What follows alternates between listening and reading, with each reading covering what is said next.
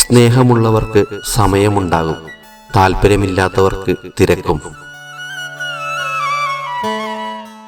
മറുപടിയില്ലാതെ കാത്തിരുന്നിട്ടുണ്ടോ എങ്കിൽ അവർ തിരക്കിലല്ല.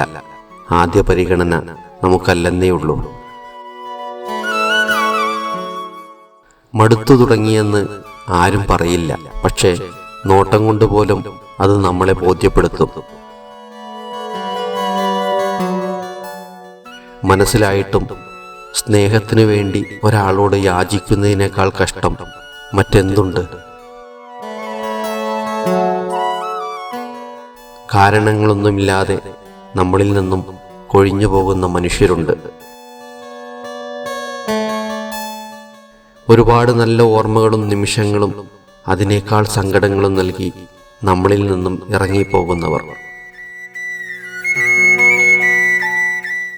കണ്ണുകൾ നിറയിച്ച് ഉറക്കം കെടുത്തി എന്നേക്കുമായി അകന്നു പോകുന്നവർ.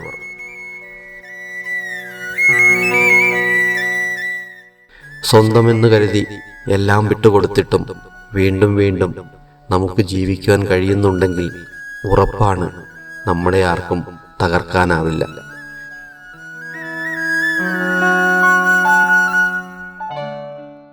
മുറിവേറ്റിട്ടും കൊഴിഞ്ഞുപോയ ജീവിതത്തെ സ്വയം ചേർത്ത് വയ്ക്കുവാൻ കഴിയുന്നുണ്ടെങ്കിൽ എങ്ങനെയെങ്കിലുമൊക്കെ ജീവിക്കുവാൻ കാലം നമ്മെ പഠിപ്പിച്ചിട്ടുണ്ടാവും.